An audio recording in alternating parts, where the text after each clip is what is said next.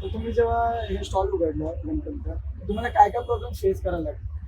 Customer येतात, धोतर change कर, गादीचा कलर चेंज कर, डायमंड वर्क करून दे. डायमंड वर्क केलं असेल तर मग अशा प्रकारे डायमंड वर्क करून दे, तशा प्रकारे डायमंड वर्क.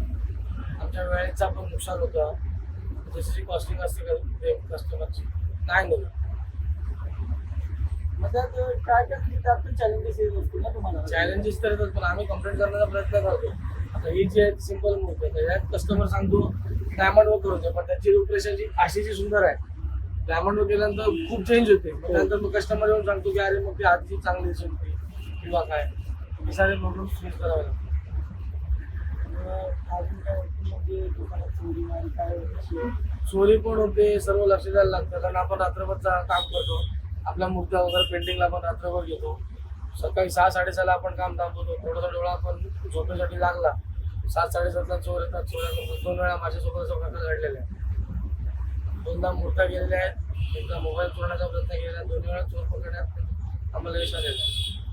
आणि गणपतीची म्हणजे मूर्ती जी असेल त्यात कॉस्टिंग कशी म्हणजे प्राइस कशी आहे?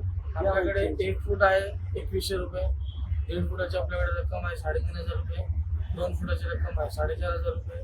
अशा फुटाप्रमाणे आपल्याकडे प्राईस वाढत. मागच्या वर्षी पण म्हणजे मागच्या वर्षीपासून ते यावर्षी करत या रीतीने चेंजेस झाले.